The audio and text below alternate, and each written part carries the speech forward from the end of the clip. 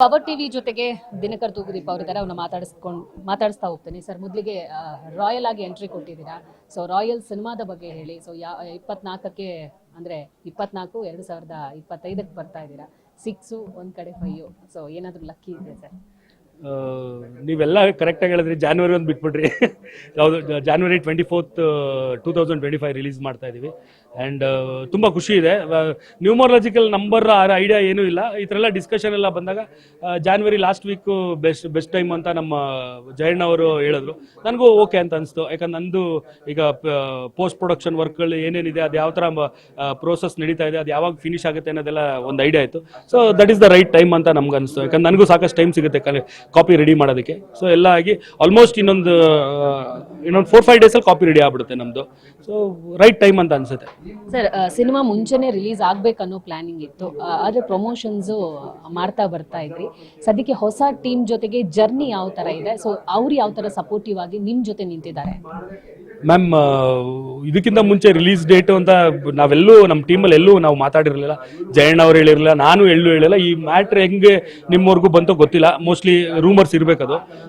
ಬೆಳಗ್ಗೆ ನನಗೆ ಕೇಳಿದಾಗ ನನಗೆ ಆಶ್ಚರ್ಯ, ಯಾರು ಹೇಳಿದ್ರು, ಇಲ್ಲವಲ್ಲ ನಾವು ಫಿಕ್ಸ್ ಆಗಿದೆ 24th ಅಲ್ವಾ, ಅದು ಹೆಂಗೆ ಅಂತ ನನಗೂ ಆಶ್ಚರ್ಯ ಆಯಿತು. ಬಟ್ ಅದೇ ನಮ್ದು ಈಗ ಪ್ರೋಸೆಸ್ ಹೇಗೆ ನಡೀತಾ ಇದೆ, CG ವರ್ಕ್ ಮುಗಿದೋಗಿದೆ, ಡಿ ಐ ನಡೀತಾ ಇದೆ, ರೆಕಾರ್ಡಿಂಗ್ ಮುಗಿದೋಗಿದೆ, ಲೈವ್ ಮಿಕ್ಸ್ ನಡೀತಾ ಇದೆ. ಸೊ ಅವೆಲ್ಲ ಪ್ರೋಸೆಸ್ಗೆ ಹೆಂಗೆ ಟೈಮ್ ನೋಡಿಕೊಂಡು ನಾವು ಫಿಕ್ಸ್ ಆಗಿದ್ದಿದೆ ಜಾನ್ವರಿ 24th ಬರಬೇಕು ಅಂತ. ಆ್ಯಂಡ್ ಹೊಸ ಟೀಮ್ ಜಯಣ್ಣ ಅವ್ರದ್ದು ಸಿಕ್ಕಾಪಟ್ಟೆ 25 ಸಿನಿಮಾ ಮಾಡಿದ್ದಾರೆ.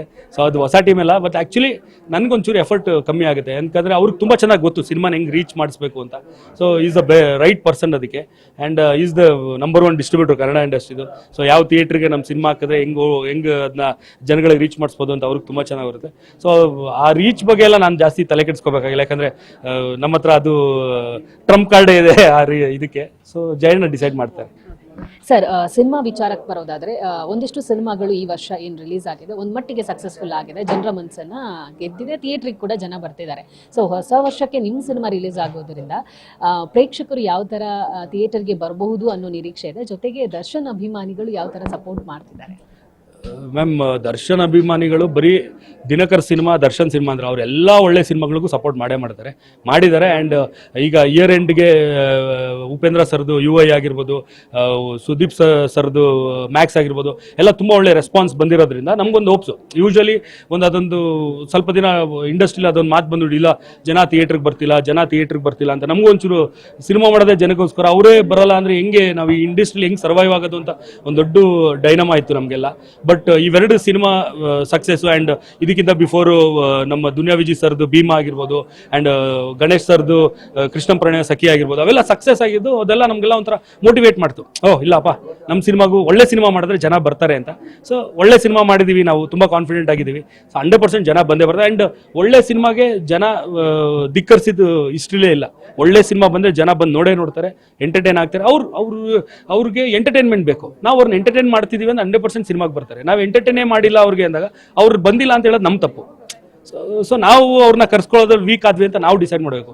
ಸೊ ಜನಗಳದ್ದೇನು ಇದರಲ್ಲಿ ಇದಿಲ್ಲ. ಒಳ್ಳೆ ಸಿನಿಮಾಗೆ ಯಾವತ್ತು ನಮ್ಮ ಕನ್ನಡ ಜನ ತುಂಬ ಬಾಚಿ ತಪ್ಕೊಂಡಿದ್ದಾರೆ. ಸೊ ನಮ್ಮ ಸಿನಿಮಾನು ತಪ್ಕೋತಾರೆ ಅನ್ನೋ ಕಾನ್ಫಿಡೆನ್ಸ್ ನಮಗಿದೆ. ಸಿನಿಮಾ ಹೊರತುಪಡಿಸಿ ಒಂದೆರಡು ಕ್ವಶನ್ಸ್ಗಳಿದೆ ಸರ್. ನಿಮ್ಮ ಮತ್ತು ದರ್ಶನ್ ಅವರ ಬಾಂಧವ್ಯ ಹೇಗಿದೆ ಸದ್ಯಕ್ಕೆ? ತುಂಬ ಚೆನ್ನಾಗಿದೆ, ಸೂಪರ್ ಆಗಿದೆ. ಒಬ್ಬ ಅಣ್ಣ ತಮ್ಮ ಹೇಗಿರ್ಬೇಕು ಹಂಗಿದೆ. ಸರ್, ಇವಾಗ ದರ್ಶನ್ ಅವರ ಆರೋಗ್ಯ ಸ್ಥಿತಿ ಹೇಗಿದೆ? ಅವರು ಮೈಸೂರಲ್ಲಿದ್ರು, ಬೆಂಗಳೂರಿಗೆ ಬಂದಿದ್ದಾರೆ ಅಂತ ಹೇಳಿದ್ರು. ಹೆಂಗಿದೆ ನೋವು, ಮತ್ತೆ ಯಾವಾಗ ಚಿತ್ರರಂಗಕ್ಕೆ ಮರಳ್ತಾರೆ? ಮ್ಯಾಮ್, ಅದು ನೋವು ಇದೆ, ಇನ್ನೂ ಟ್ರೀಟ್ಮೆಂಟ್ ನಡೀತಾ ಇದೆ. ಬಟ್ ಫಸ್ಟ್ ಇರೋಷ್ಟು ನೋವು ಇಲ್ಲ ಅಂತ ಹೇಳ್ತಿದ್ದಾನೆ. ಸೊ ಈಗ ದರ್ಶನ್ ಅವ್ರದ್ದು ರೆಗ್ಯುಲರ್ ಡಾಕ್ಟ್ರು ಬಂದು ರೆಗ್ಯುಲರ್ ಆಗಿ ದರ್ಶನ್ದು ಆಪ್ರೇಷನ್, ಕೈದು ಎಲ್ಲ ಆಪ್ರೇಷನ್ ಮಾಡಿದ್ದು ಅಜಯ್ ಹೆಗ್ಡೆ ಅವರು. ಸೊ ಈಗ ಅವರು ಅದನ್ನೆಲ್ಲ ಟೆಸ್ಟ್ ಎಲ್ಲ ಮಾಡಿದ್ದಾರೆ. ಆ್ಯಂಡ್ ಈಗ ಅವರು ಫಿಸಿಯೋಥೆರಪಿನೇ ಕಂಟಿನ್ಯೂ ಮಾಡಿ ಡೈಲಿ ಫಿಸಿಯೋಥೆರಪಿ ನಡೀತಾ ಇದೆ. ಅಂದರೆ ಫಿಸಿಯೋಥೆರಪಿಲಿ ಕಂಪ್ಲೀಟ್ ಕ್ಯೂರ್ ಆಗುತ್ತೆ ಇಲ್ವೋ ನಮಗೆ ಗೊತ್ತಿಲ್ಲ, ಅದು ಡಾಕ್ಟ್ರು ಡಿಸೈಡ್ ಮಾಡ್ತಾರೆ. First will try this Dinakar, ಆಮೇಲೆ ವಿಲ್ ಲುಕ್ ಫಾರ್ವರ್ಡ್ ಅಂತ ಹೇಳಿದ್ದಾರೆ. ಸೊ ಈಗ ಅವರು ಡಿಸೈಡ್ ಮಾಡ್ತಾರೆ. ಎಲ್ಲ ಟೆಸ್ಟಿಂಗ್ ಎಲ್ಲ ಆಗಿದೆ. ಸೊ ಅದು ರಿಪೋರ್ಟ್ಸ್ ಎಲ್ಲ ನೋಡಿ ಅವ್ರು ಡಿಸೈಡ್ ಮಾಡ್ತಾರೆ ಹೆಂಗೆ ಯಾವ ಥರ ದರ್ಶನ ಟ್ರೀಟ್ ಮಾಡಬೇಕು ಅನ್ನೋದು. ಸರ್, ಅತೀವವಾದಂತಹ ಬೆನ್ನು ಹುರಿ ಇತ್ತು, ಬಟ್ ಈಗ ಎಷ್ಟು ಪರ್ಸೆಂಟೇಜ್ ಕಮ್ಮಿ ಆಗಿದೆ? ಯಾಕಂದರೆ ನೀವು ಡೈಲಿ ರೆಗ್ಯುಲರ್ ನೋಡ್ಕೊತಾ ಇದ್ದೀರಾ, ನೋಡಿ ಬರ್ತಾ ಇದ್ದೀರಾ ಅನ್ನೋ ಮಾತುಗೆ ಎಷ್ಟು ಸುಧಾರಿಸ್ಕೊಂಡಿದ್ದಾರೆ ಅಂತ? ದರ್ಶನ್ ಅವ್ರಿಗೆ ಬೆನ್ನು ಉರಿ ಇಲ್ಲ, ದರ್ಶನ್ ಅವ್ರಿಗೆ ಬೆನ್ನು ನೋವು.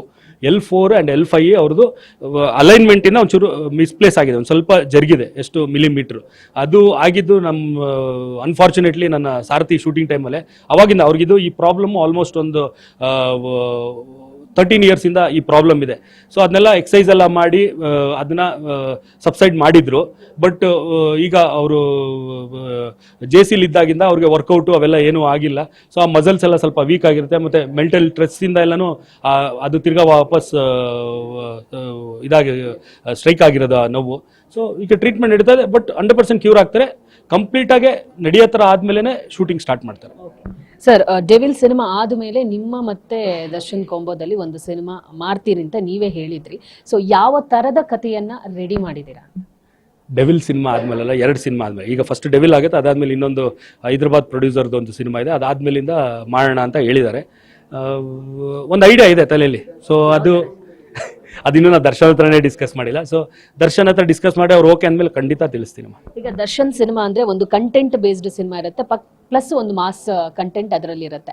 ಅದನ್ನ ಹೊರತುಪಡಿಸಿ ಬೇರೆ ಜಾನರ್ ತರ ಕತೆ ರೆಡಿ ಮಾಡಿದ್ದೀರಾ ಹೇಗೆ? ನೀವು ಹಿಂದಿನ ಕ್ವಶನ್ನೇ ತಿರುಗಿಸಿ ಮರಿಸಿ ಅದೇ ಕ್ವಶನ್ ಕೇಳಿದ್ರಿ. ದರ್ಶನ್ ಹತ್ರ ಮಾತಾಡ್ತೀನಿ, ಅವ್ರು ಹೇಳಿದ್ಮೇಲಿಂದ ನಿಮ್ಗೆ ತಲುಪಿಸ್ತೀನಿ. ಓಕೆ, ಇದರ ಮಧ್ಯೆ ಚಂದು ಅವ್ರನ್ನ ಕೂಡ ನೀವು ಇಂಟ್ರೊಡ್ಯೂಸ್ ಮಾಡ್ತೀನಿ ಅಂತಂದ್ರಿ. ಸೊ ಅದು ಯಾವಾಗ ನಿರೀಕ್ಷೆ ಮಾಡಬಹುದು? ಜೊತೆಗೆ ಅವರಿಗೆ ಯಾವ ತರ ಕಥೆಯ ಮೂಲಕ ಅವರನ್ನ ಸಿನಿಮಾ ರಂಗಕ್ಕೆ ಇಂಟ್ರೊಡ್ಯೂಸ್ ಮಾಡ್ತೀರಾ ಅಂತ?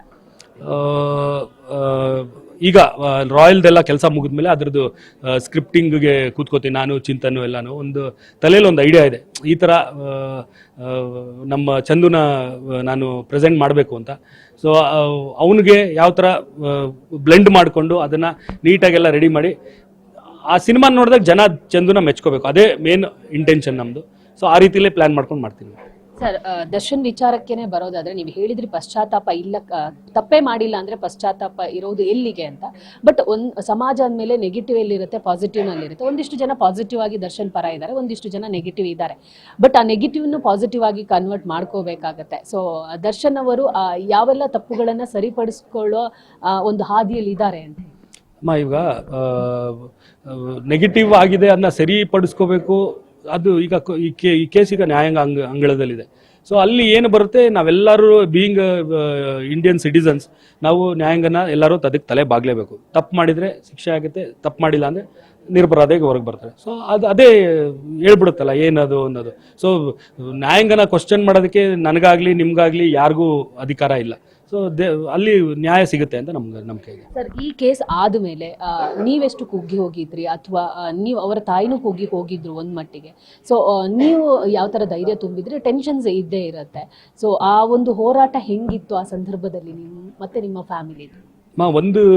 ಒಂದು ವಿಚಾರನ ನಾನು ಯಾವತ್ತು ತುಂಬ ನಂಬ್ತೀನಿ. ಈಗ ಒಂದು ಕೆಟ್ಟ ಪರಿಸ್ಥಿತಿ ಬಂದಮೇಲೆ ಅದು ನೆಕ್ಸ್ಟು ಒಳ್ಳೇದು ಬರಲೇಬೇಕು, ಅದು ಪ್ರಕೃತಿ ನಿಯಮ.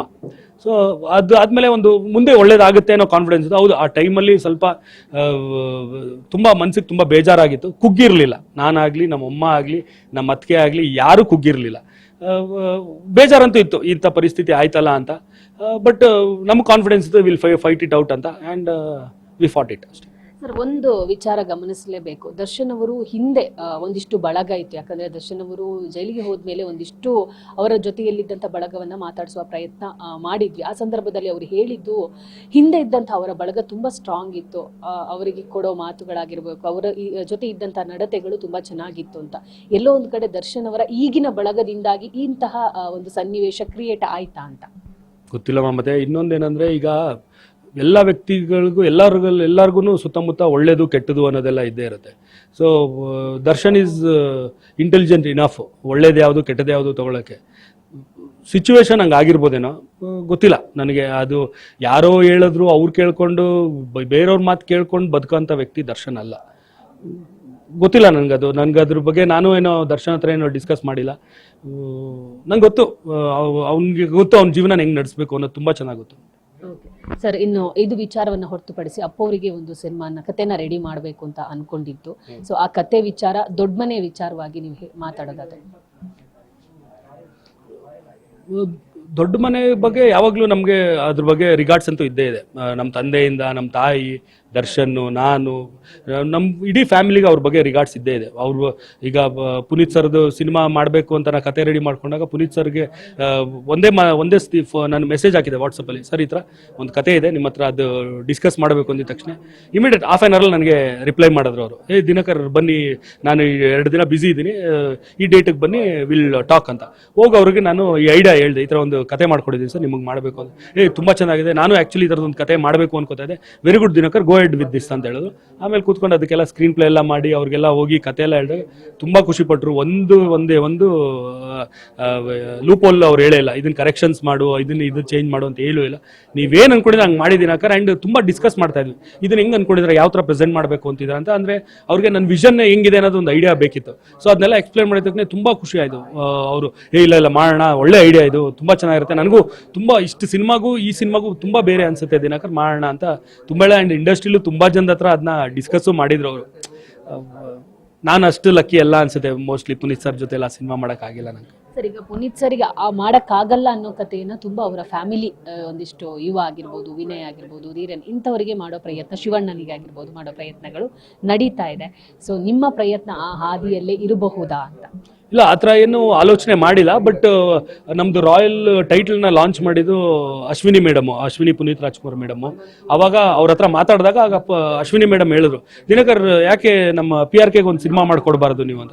ಮೇಡಮ್ ಯಾವಾಗಾದ್ರೂ ಸರಿ, ನೀವು ಹೇಳಿ ನಾನು ಮಾಡ್ತೀನಿ ಅಂತ ಹೇಳಿದೆ. ಸರಿ, ನೀವು ರಾಯಲ್ದೆಲ್ಲ ಮುಗಿಸ್ಕೊಳ್ಳಿ, ಅದಾದಮೇಲೆ ಒಂದು ಸತಿ ನಾವು ಭೇಟಿ ಆಗೋಣ, ಮಾತಾಡೋಣ ಅಂತ ಹೇಳಿದರು. ಸೊ ಮಾತಾಡ್ತೀನಿ, ನೋಡೋಣ ಏನೇನಾಗುತ್ತೆ ಅಂತ. ಸರ್, ಶಿವಣ್ಣನ ಆರೋಗ್ಯದಲ್ಲಿ ಇವಾಗ ಆಪರೇಷನ್ ಎಲ್ಲ ಸಕ್ಸಸ್ಫುಲ್ ಆಗಿದೆ. ಇದಕ್ಕಿಂತ ಮುಂಚೆ ಅವರು ಅಮೆರಿಕಕ್ಕೆ ಹೋಗೋ ಮುಂಚೆ ಅವ್ರನ್ನ ಭೇಟಿಯಾಗಿದ್ರ, ಮಾತಾಡಿದ್ರ, ಹೇಗೆ? ಹೌದೌದು, ನಾನು ಶಿವಣ್ಣಂಗೆ ಒಂದು ಸಿನಿಮಾ ಮಾಡ್ತಾ ಇದ್ದೀನಿ. ಸೊ ಅದ್ರದ್ದು ಪ್ರೋಸೆಸ್ಸಲ್ಲಿ ಇದೆ, ಅದ್ರದ್ದು ಕತೆ ಎಲ್ಲ ರೆಡಿ ಇದೆ. ಶಿವಣ್ಣ ಅವ್ರದ್ದು ಟ್ರೀಟ್ಮೆಂಟ್ ಎಲ್ಲ ಮುಗ್ದು ಅವ್ರದ್ದು ಏನೇನಿದೆ ಕಮಿಟ್ಮೆಂಟ್ಸ್ ಎಲ್ಲ ನೋಡಿಕೊಂಡು ಆಮೇಲೆ ಇದನ್ನ ಮಾಡೋಣ ಅಂತ ನಮ್ಮ ಪ್ರೊಡ್ಯೂಸರ್ ಸುದಿ ಅವರು ಹೇಳಿದ್ದಾರೆ.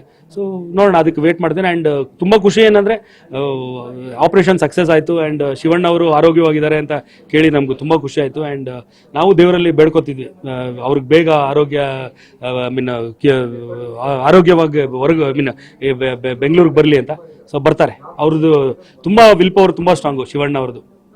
ಸರ್, ಕೊನೆಯದಾಗಿ ನಿಮ್ಮ ರಾಯಲ್ ಸಿನಿಮಾಗೆ ದರ್ಶನ್ ಬೆನ್ನೆಲುಬಾಗಿ ಯಾವ ರೀತಿ ನಿಂತಿದ್ದಾರೆ, ಜೊತೆಗೆ ಮುಂದಿನ ಅವರ ಸಿನಿಮಾಕ್ಕೆ ಪ್ರೊಡ್ಯೂಸರ್ ನಿಮ್ಮ ಬ್ಯಾನರಲ್ಲೇ ನಡೆಯುತ್ತಾ, ಅಥವಾ ನೀವೇನಾದರೂ ಒಂದಿಷ್ಟು ಸಜೆಷನ್ ಕೊಟ್ಟಿದ್ದೀರಾ ದರ್ಶನ್ಗೆ? ಅವರು ಎಲ್ಲರೂ ಹೊಸಬ್ರು ಸಿನಿಮಾಗಳಿಗೆ ದರ್ಶನ್ ಮೊದಲಿಂದಾನೇ ಸಪೋರ್ಟ್ ಮಾಡ್ತಾರೆ, ಅದನ್ನ ನೀವುಗಳು ನೋಡಿದ್ದೀರಾ. ಸೊ ಇದಕ್ಕೆ ಅಂದರೆ ಇನ್ನೂ ನಾನು ಅದ್ರ ಬಗ್ಗೆ ಆಗಿಲ್ಲ, ಯಾಕಂದರೆ ಅವ್ರದ್ದು ಹೆಲ್ತ್ನು ಇಶ್ಯೂ ಇರೋದ್ರಿಂದ. ಸೊ ಅದೆಲ್ಲ ಆಗಲಿ. ಮೋಸ್ಟ್ಲಿ ನಮ್ಮ ರಿಲೀಸ್ಗೆ ಇನ್ನೂ ಸಾಕಷ್ಟು ಟೈಮ್ ಇದೆ, ಆಲ್ಮೋಸ್ಟ್ ಒಂದು 28 ಡೇಸ್ ಇದೆ.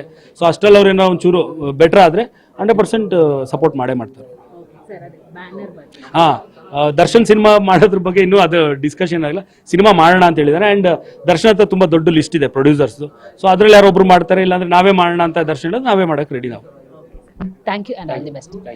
ನೋಡಿದ್ರಲ್ಲ, ಇದಿಷ್ಟು ದಿನಕರ್ ತೂಗುದೀಪ್ ಅವರ ಮಾತಾಗಿತ್ತು. ಕ್ಯಾಮರಾ ಪರ್ಸನ್ ಶ್ರೀಹರಿ ಜೊತೆ ದೀಪಿಕಾ, ಪವರ್ ಟಿವಿ, ಬೆಂಗಳೂರು.